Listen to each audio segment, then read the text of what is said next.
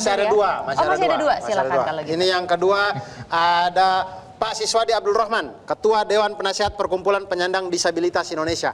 Pak Siswadi, waktu dan tempat kami persilakan. Iya, terima kasih.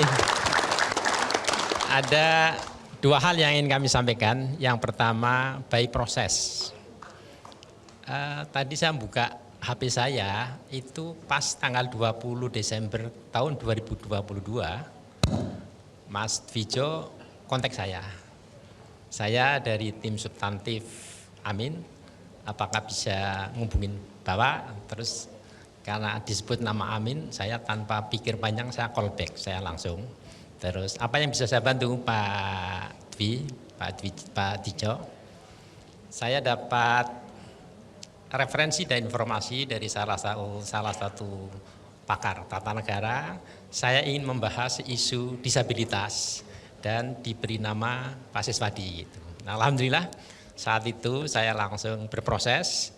Seperti tadi disampaikan, tidak ujuk-ujuk jadi, tetapi ada beberapa kali pertemuan, ada beberapa kali pembahasan, yang intinya tim substantif memberikan seluas-luasnya kepada kami, karena kami juga menyiapkan tim juga untuk mengkaji dari berbagai ragam disabilitas. Itu prosesnya. Nah, isu yang kami rumuskan dan disetujui secara 100%, saya bertanya kepada Mas tim substantif, apa clue-nya?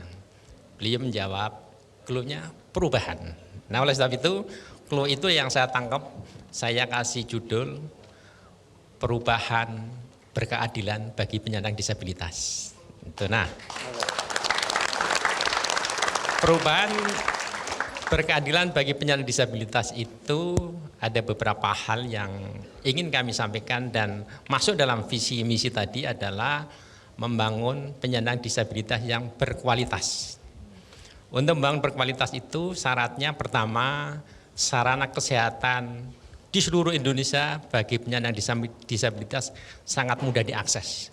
Mudah diakses itu mudah dijangkau dan dengan harga yang terjangkau. Dan itulah yang sekarang menjadi kebutuhan kita. Yang kedua adalah pendidikan yang merata, dari pendidikan usia dini sampai perguruan tinggi bagi penyandang disabilitas. Dan yang ketiga adalah bagaimana meningkatkan kemampuan daya beli penyandang disabilitas, yang dalam hal ini ada dua sektor. Sektor pertama tentang wirausaha disabilitas, dan sektor yang lain adalah tentang tenaga kerja. Nah, selanjutnya saya ingin menyampaikan khusus tenaga kerja. Tenaga kerja itu kami bagi dua. Yang pertama adalah tenaga kerja yang sebagai ASN.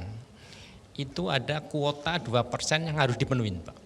Artinya 2% itu kalau setiap tahun ada rekrutmen ASN 300.000, maka minimal 6.000 untuk penyandang disabilitas. Oke.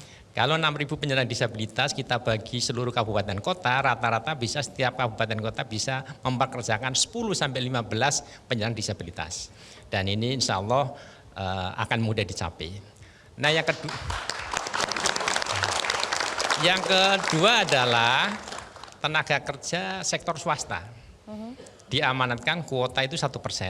Tapi sampai sekarang insya Allah masih belum banyak dijangkau, dan itulah menjadi goal kita yang menjadi untuk terjangkauan. Itu hal yang kedua. Dan yang ketiga adalah di penyandang disabilitas itu dikenal derajat berat, sedang, dan ringan. Kami mengusulkan dan disetujui untuk penyandang disabilitas berat. Penyandang disabilitas berat itu adalah penyandang disabilitas yang kehidupannya harus dibantu orang lain. Dan untuk itu kami mengusulkan dan disetujui setiap bulan harus dapat bantuan pengaman sosial yang dibayarkan secara langsung, baik bentuk tunai maupun natural. Insya Allah ini akan dilaksanakan. Nah, kalau ini yang dipenuhi, maka insya Allah akan terwujud penyandang disabilitas yang sejahtera. Okay. Itu goalnya itu. Nah, saat itu saya menyampaikan masukan juga kepada substantif, karena penyandang disabilitas itu berproses dan ujung-ujungnya adalah lansia. Baik. Karena kecenderungan lansia itu setelah menjadi lansia ada keterbatasan di fisik, keterbatasan di mata maupun pendengaran dan sebagainya. Oleh sebab itu kami mengusulkan untuk lansia itu halnya sama juga sektor kesehatan. Okay. Kesehatannya juga harus murah. Nah, yang kedua adalah yang tidak kalah pentingnya lansia itu rekreasi. Oke. Nah itulah maka dengan kesehatan dan rekreasi itu akan terwujud lansia bahagia. Baik. Jadi dari sektor kami adalah mewujudkan penyandang disabilitas yang sejahtera, lansia yang bahagia. Saya kira Baik. itu. Terima kasih. Oke. Jelajahi cara baru mendapatkan informasi. Download Metro TV Extend sekarang.